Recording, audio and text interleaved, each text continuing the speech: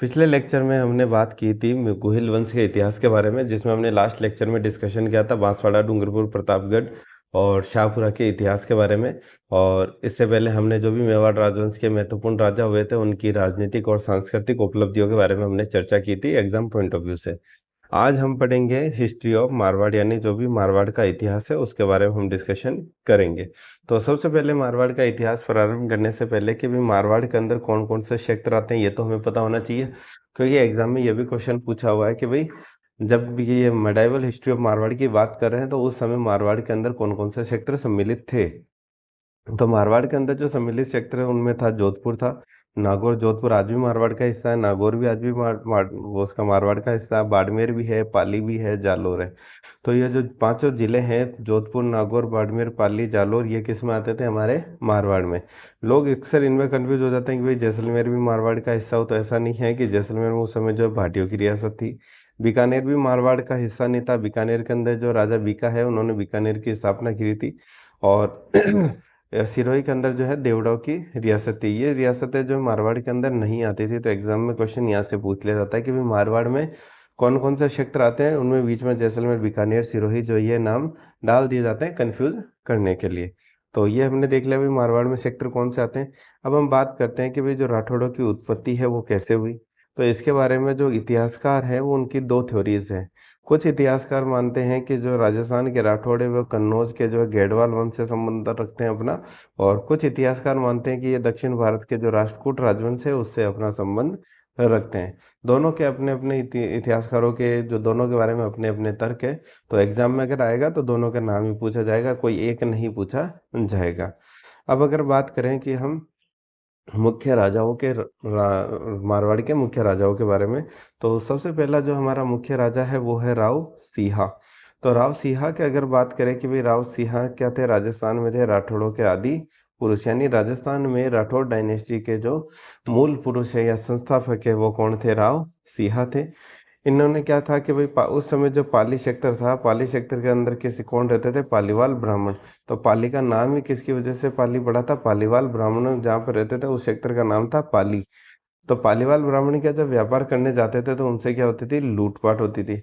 और उस समय जो कन्नौज था, कन्नौज के अंदर राजा जी थे, उनका नाम था सेतराम।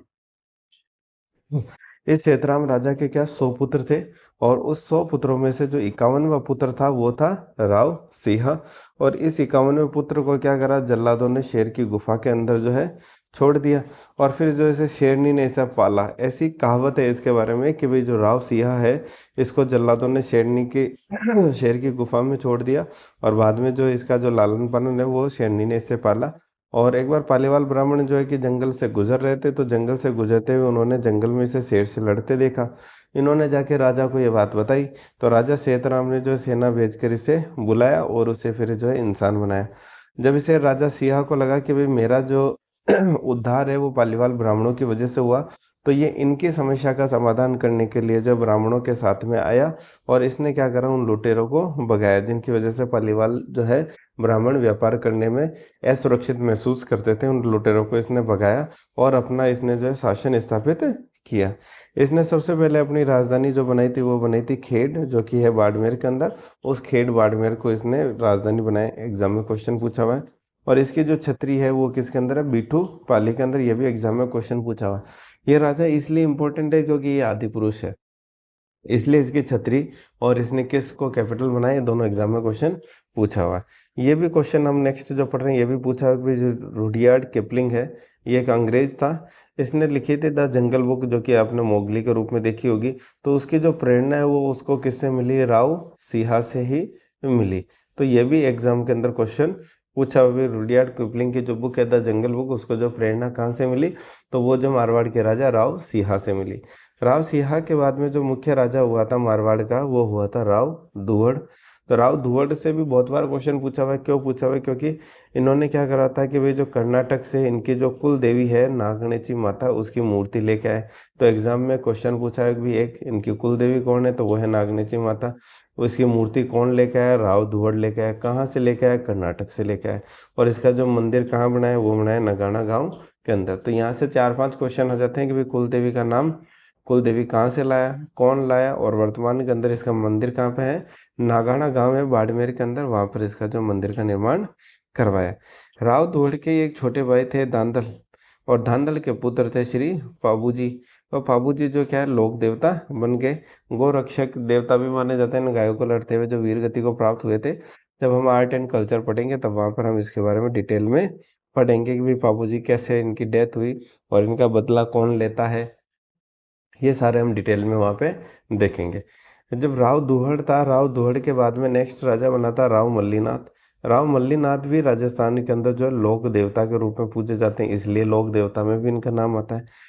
इनके नाम से जो बाड़मेर क्षेत्र है उसके क्षेत्र को क्या कहा जाता है, मालानी क्षेत्र कहा जाता था। एग्जाम में ये भी क्वेश्चन है, मालानी क्षेत्र किस रीजन को कहा जाता है, बाड़मेर क्षेत्र को कहा जाता है। क्यों कहा जाता है, राव मल्लीनाथ के नाम पे कहा जाता है। एक क्वेश्चन ये भी है कि भाई इन्होंने अपनी जो राजधानी वो खेड़ से लेके मेवानगर जो बाड़मेर है वो शिफ्ट कर दी थी। तो राव मल्लीनाथ से ये 3 क्वेश्चन हो गए।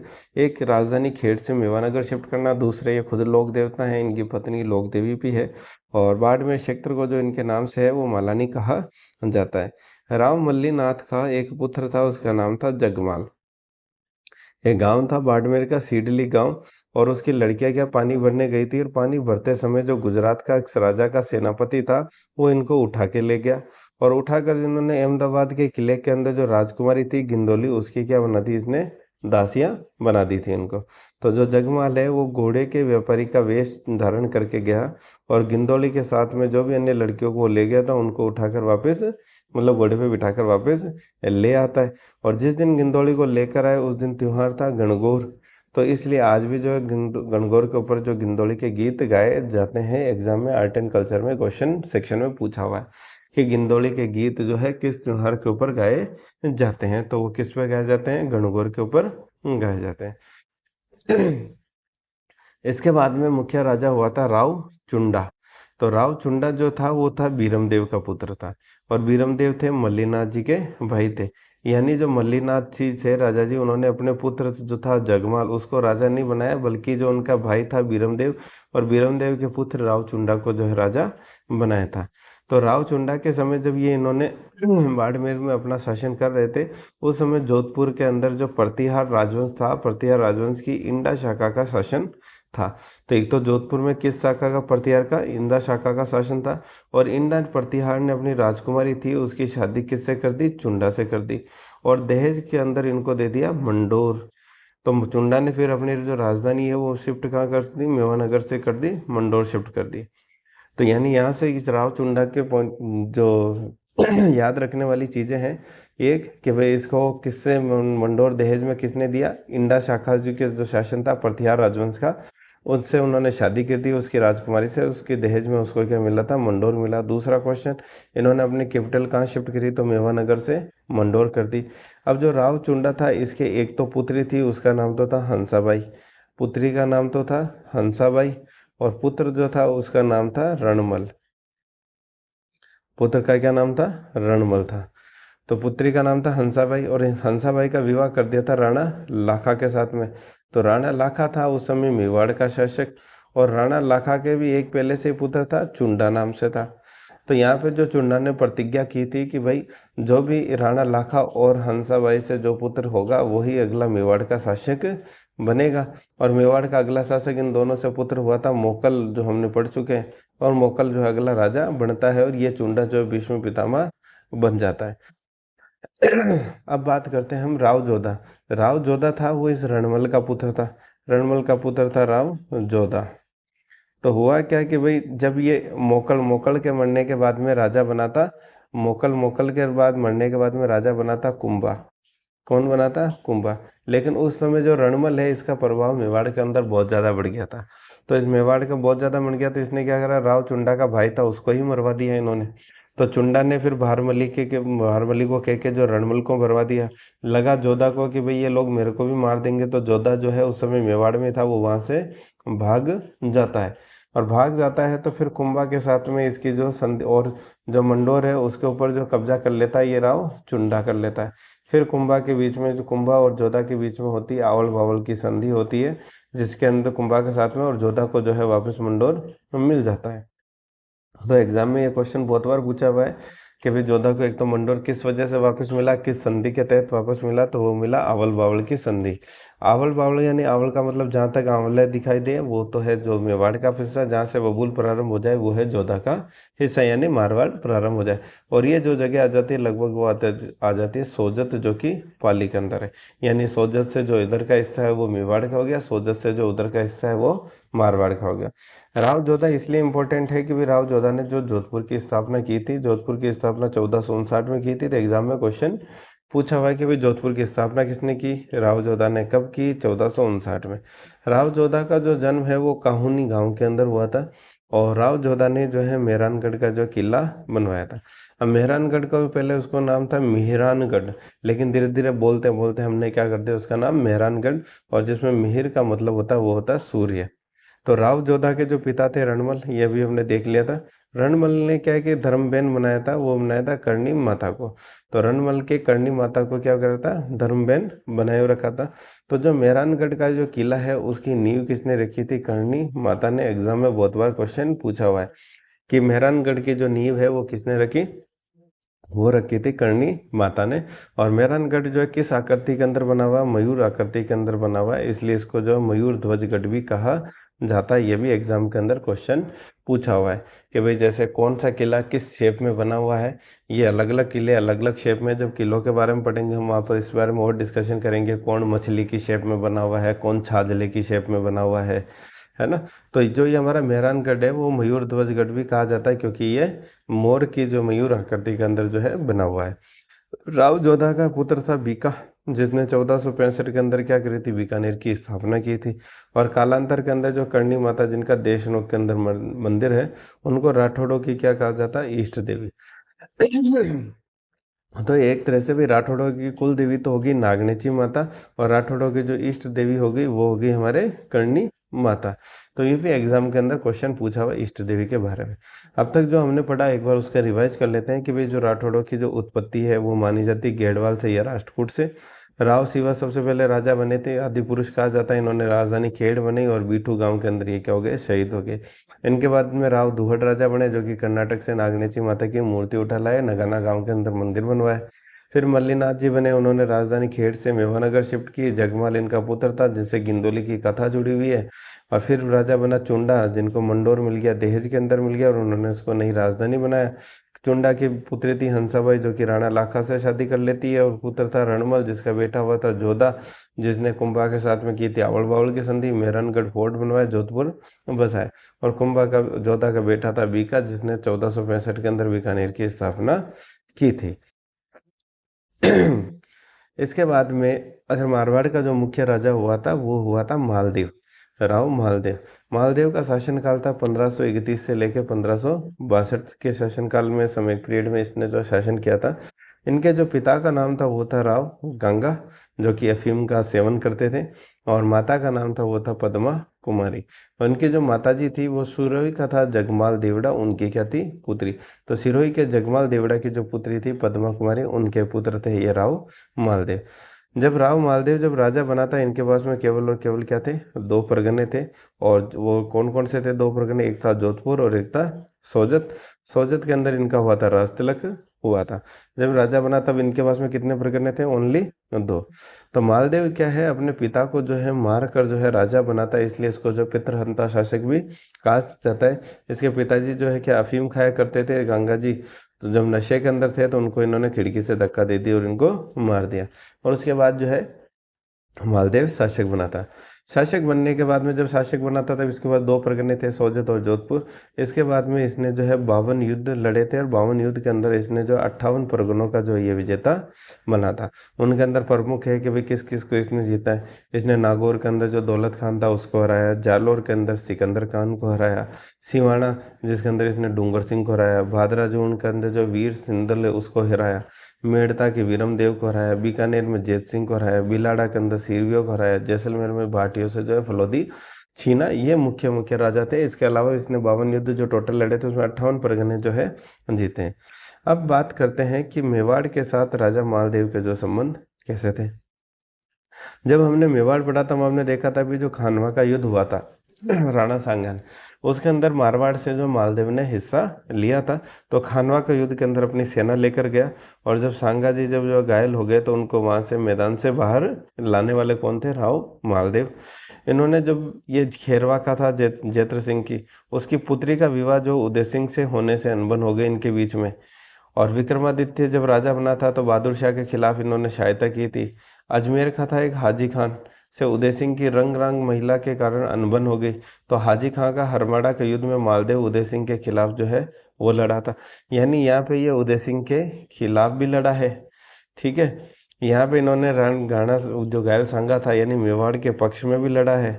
और मावली के युद्ध के अंदर जो बनवीर के खिलाफ है, हमने देखा था कि भाई उदय सिंह ने जब राज तिलक हो जाता है इसका कुंभलगढ़ के अंदर राजा बन जाता है, तो बनवीर से वापस जो है मेवाड़ छीनने के लिए मावली का युद्ध होता है। मावली का युद्ध में जो बनवीर के खिलाफ ये मालदेव है वो सहायता करता है, यानी मालदेव जो है उदय सिंह के साथ मिलकर लड़ाई करता है और उदय सिंह को जो मेवाड़ को वापस प्राप्त करने के अंदर मदद करता है। प्री के पॉइंट ऑफ व्यू से इतना इम्पोर्टेंट नहीं है कि भाई मेवाड़ के साथ कैसे संबंध है, कि भाई उदय सिंह यानी मेवाड़ की कब सहायता की थी, कब जो है उदय सिंह के खिलाफ लड़ा, कब उदय सिंह के पक्ष में लड़ा, है ना। ये सारा तो इनका क्या है, कोई विशेष इम्पोर्टेंट नहीं है प्री पॉइंट ऑफ व्यू से। अब बात करते हैं बीकानेर के साथ, तो जो मालदेव है उसके साथ संबंध कैसे थे। तो बीकानेर के साथ में जो उस समय जब शासक था वो था राव जेतसी, और एग्जाम में इस युद्ध के बारे में बहुत बार पूछा गया है, जिसको पाहेबा या साहेबा का युद्ध कहा जाता है, जो कि 1541 ईस्वी के अंदर हुआ था। और हुआ किसके बीच में? मालदेव और यानी मारवाड़ और बीकानेर के बीच में हुआ था। बीकानेर का शासक था राव जेतसी और मारवाड़ का था राजा मालदेव। तो मालदेव जो है बीकानेर के ऊपर क्या कर लेता है? विजय प्राप्त कर लेता है। तो राव जेतसी ऑब्वियस सी बात है उसमें क्या हो जाता है? राव जेतसी शहीद हो जाता है। तो इसके जो सामंत था, दो सामंत थे मुख्य इसके, जेता और कुंपा। तो इसमें जो सामंत था इसका कुंपा, उसको क्या कर देता है? बीकानेर का प्रशासक घोषित कर देता है और डीडवाना की उसको जागीर दे देते हैं। जो राव जैसी उसके दो पुत्र थे, एक तो था कल्याणमल और एक था प्रताप। नहीं, तो राव जैसी का पुत्र था कल्याणमल, जिसने दिल्ली के अंदर उस समय शासक था शेरशाह सूरी। तो ये कल्याणमल क्या चला जाता है? शेरशाह सूरी के पास चला जाता है मदद मांगने के लिए। तो शेरशाह सूरी को भी एक मौका मिल जाता है कि भाई राजस्थान के ऊपर आक्रमण किया जाए। तो राव जैसी का पुत्र एक ही था, ये कल्याणमल। पृथ्वीराज नहीं था, वो आगे पढ़ेंगे हम पृथ्वीराज किसका पुत्र था। तो अब बात करते हैं मेड़ता के साथ संबंध। मेड़ता से जो संबंध मालदेव ने बिगाड़े, वो बिगाड़े थे एक दरिया जोश जो है हाथी के कारण। इन दोनों को लेकर जो है मारवाड़ और जो ये नागौर था, इन दोनों के अंदर विवाद था। दोनों इस हाथी को जो है पाना, मालदेव पाना चाहता था, नागौर के पास तो ये ऑलरेडी था। तो भाई हमने देखा कि भाई जोधा थे, जोधा के दो पुत्र थे, एक तो था बीका था और एक था दूधा। ये तो हमने बीकानेर के देख लिया कि भाई बीकानेर क्या कर दिया था, बीकानेर की जो रियासत की स्थापना करके वो तो उधर चला गया, और दूधा को जो है मेड़ता रियासत दे दी थी। और दूधा के अंदर था रतन सिंह था एक तो राजा, तो उसकी पुत्री थी मीराबाई। और एक था दूधा के बीरमदेव, जो कि मालदेव के समय था राजा, और उसका पुत्र था जयमल। तो बीरमदेव भी जब दरिया जोश हाथी के कारण दोनों में विवाद हुआ और मालदेव ने दरिया जोश हाथी अपने पास रख लिया, ले लिया, तो फिर बीरमदेव भी किसके पास में चला गया? शेरशाह सूरी के पास में चला गया। यानी मालदेव के समय जो है एक तो मेड़ता से बीरमदेव जो है शेरशाह सूरी के पास चला गया, और दूसरा जो बीकानेर का जो कल्याणमल है वो भी किसके पास चला गया? शेरशाह सूरी के पास चला गया। अब बात करते हैं भी जब राजा शेरशाह था तो उस समय मुगल शासक था हुमायूं। तो हुमायूं और शेरशाह सूरी के बीच में दो युद्ध हुए थे, जिसमें कि हुमायूं की हार हुई थी। एक तो चौसा का युद्ध और एक हुआ था बिलग्राम का युद्ध। जिन दोनों युद्धों को क्या हुमायूं हार गया। तो 1542 के अंदर जब ये हारने के बाद जोगी तीर्थ, जो कि राजस्थान में जगह है, जोगी तीर्थ में इसने डेरा डालकर अपने 3 दूत जो है मालदेव के पास में भेजे। तो एग्जाम में इन तीनों के नाम भी पूछे गए हैं एग्जाम के अंदर। एक भेजा था मीर समंद को, एक रायमल सोनी को और एक अतका खां को। किसने भेजे? हुमायूं ने भेजे। कब भेजे? 1542 में भेजे, जोगी तीर्थ में डेरा माल डालकर। वही हुमायूं चाहता था कि भाई मालदेव जो है उसकी सहायता करे और शेरशाह सूरी को जो यहाँ से भगाया जाए। तो मालदेव ने हुमायूं को जो है सहायता का वचन भी दिया। तथा बीकानेर भेज दिया इनको। इनको कहा कि भाई अभी परिस्थितियाँ ठीक नहीं है और अभी आप जो है, मैं आपको सहायता का वचन देता हूँ, अभी आप जो है बीकानेर चले जाओ, जब युद्ध के लिए अनुकूल परिस्थितियाँ होगी तब हम जो है युद्ध करेंगे। लेकिन इसका एक लाइब्रेरियन था हुमायूं का, जिसका नाम था मुल्ला सुर्क। उसके कहने पर हुमायूं जो है वो बीकानेर तो नहीं गया, वो चला गया अमरकोट। सीधा सिंध का राजा था वीरसाल, उसके साथ में वीरसाल सोडा के साथ में, वो सोडा के पास में यहाँ चला गया और उसने वहाँ पर जो है सिंध के अंदर शरण ले ली। यदि मालदेव और हुमायूं परस्पर विश्वास व गंभीरता दर्शाते तो शेरशाह सूरी के विरुद्ध संगठित होकर लड़ सकते थे और शेरशाह सूरी को हरा सकते थे, अथवा उसी समय जो है अफगान शासन का अंत हो सकता था। लेकिन इनकी बेवकूफ़ी से यह काम नहीं हो पाया। हम बात करते हैं कि भाई शेरशाह सूरी के मालदेव के साथ में संबंध कैसे थे। तो शेरशाह सूरी की पहले तो ये था कि भाई शेरशाह सूरी ने राजस्थान पे आक्रमण, मालदेव पे यानी मारवाड़ पे आक्रमण क्यों किया, क्योंकि इन दोनों की क्या थी, साम्राज्यवादी महत्वाकांक्षा थी। इसने 52 युद्ध तो ये लड़ चुका था और शेरशाह सूरी मुगल बादशाह था, वो चाहता था कि भाई उसके जो क्षेत्र का विस्तार हो। दूसरा भाई मालदेव दिन प्रतिदिन अपना जो है शासन बढ़ाता जा रहा था, तो मालदेव का जो राज्य है वो दिल्ली सल्तनत के लिए खतरा पैदा कर रही थी। मालदेव जो हुमायूं की सहायता कर रहा था, उससे भी शेरशाह क्या था, नाराज था। और शेरशाह से जो कल्याणमल है और वीरमदेव है, उन्होंने दोनों की क्या, दोनों ने सहायता मांगी थी, तो उन दोनों की क्या कर रहा था, सहायता कर रहा था। इसकी वजह से क्या था, मालदेव नाराज था। यानी मालदेव भी नाराज था, शेरशाह भी नाराज था, साम्राज्यवादी नीति भी थी और एक दूसरे के जो मुगल के लिए यह खतरा भी था। तो ये सारे के सारे खतरों की वजह से जो युद्ध हुआ है, एग्जाम में बहुत पॉपुलर है, गिरी सुमेल का जिसको युद्ध बोलते हैं, या इसका एग्जाम में जैतारण का युद्ध भी इसको कहा जाता है। वेरी वेरी इंपॉर्टेंट, बहुत बार पूछा गया। तो ये युद्ध हुआ किस तारीख को हुआ था, 5 जनवरी 1544 को ये युद्ध हुआ। तारीख भी एग्जाम में पूछी गई है कि भाई गिरी सुमेल का जो युद्ध है वो कब हुआ था, 5 जनवरी 1544 ईस्वी को हुआ। किस किस के बीच में हुआ, मालदेव और शेरशाह सूरी के बीच में।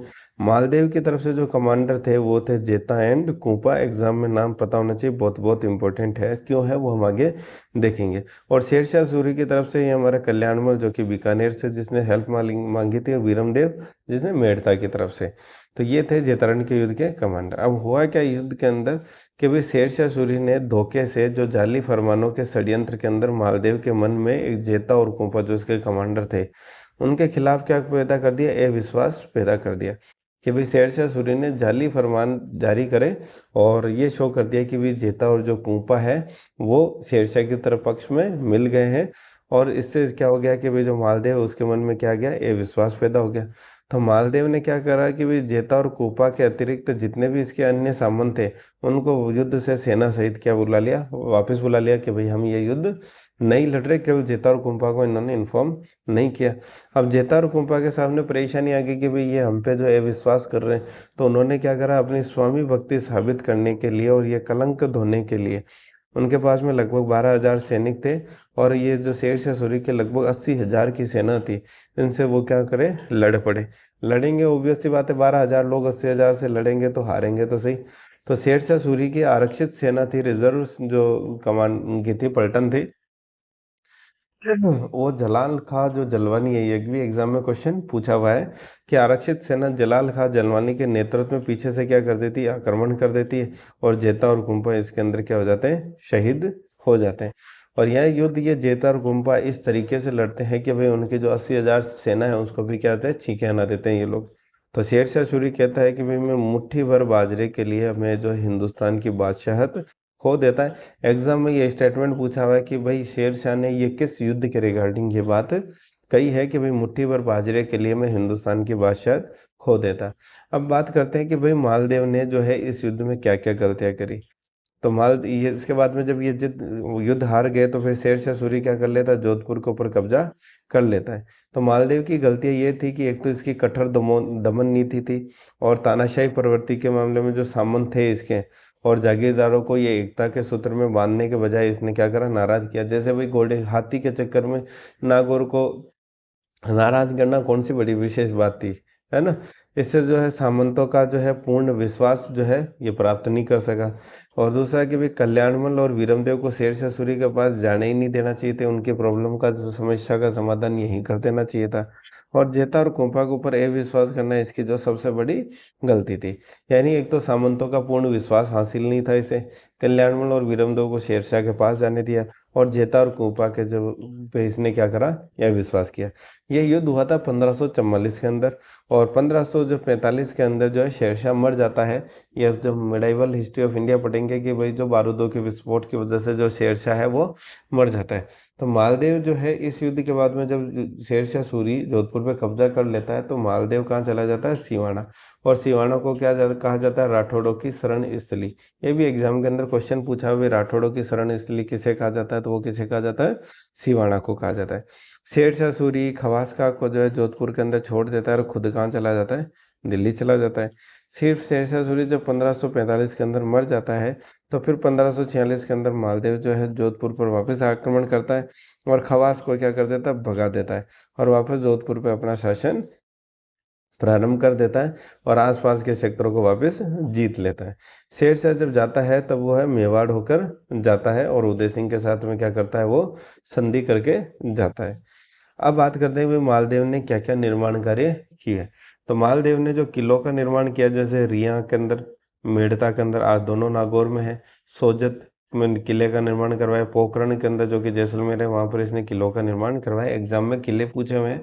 मालदेव के निर्माण कार्य के अंदर वह रिया, मेड़ता, सोजत, पोखरण में जो किलों का निर्माण करवाया, और जोधपुर जो है उसके जो किले का क्या बनवाया इसने, परकोटा यानी रैमपार्ट का जो निर्माण करवाया। मालदेव के साथ में जो रूठी रानी की कथा भी जुड़ी हुई है। रूठी रानी की कथा क्या है कि भाई जैसलमेर का शासक था लूणकरण भाटी। तो लूणकरण भाटी पे इसने क्या करा, आक्रमण किया। तो मालदेव वहां से क्या है कि लूणकरण भाटी ने मालदेव को क्या करा, पैसे का ऑफर किया कि भाई आप युद्ध मत लड़ो, पैसे जो धन चाहिए वो आप ले जाओ। तो मालदेव वहां से पैसे लेकर और एक जो किला लेकर जो है बिना युद्ध किए आ गया। लेकिन अब लूणकरण भाटी को लगता था कि भाई आज तो ये पैसा लेके चला गया, कल हो सकता है फिर से आक्रमण कर दे। तो मालदेव जो है वे वापस आक्रमण ना कर दे, इसलिए लूणकरण भाटी की जो पुत्री थी उमादे, उसका विवाह किसके साथ कर दिया, मालदेव के साथ कर दिया। लूणकरण मालदेव को जो है फेरों के अंदर ही क्या चाहता था, मारना चाहता था, लेकिन उमादे ने मालदेव को क्या कर दिया, भी आगाह कर दिया, क्योंकि अब वो उसकी पत्नी बन रही थी। तो यहाँ पर ये जो काम मालदेव को मारने का सफल नहीं हुआ। जब मालदेव और उमादे का विवाह हो गया, तो विवाह के पश्चात जो उमादे के साथ में एक भारमली नाम की क्या गई थी, एक दासी भी ससुराल के अंदर भेजी गई थी। और मालदेव था नशे में, तो नशे ने भारमली की जो सुंदरता थी उससे क्या हो गया, ये मोहित होकर बहक गया। और जब ये पता पड़ा उमादे को, तो उमादे क्या होगी, नाराज होगी। नाराज होकर उसने बोल दिया कि भाई जिंदगी भर जो है मैं राजा का मुंह नहीं देखूंगी। यहाँ से उसने कसम ले ली, और वहाँ से जो है कि ये मुमादे जो थी वो अजमेर के तारागढ़ के अंदर काफ़ी समय तक रहे। और मालदेव का एक दूसरी रानी से बड़ा पुत्र था राम सिंह, उसको गोद लेकर जो है गुंदोज में भी रहे। और फाइनली बाद में एंड में ये कहाँ पे चली गई, केलवा राजसमंद में चली गई।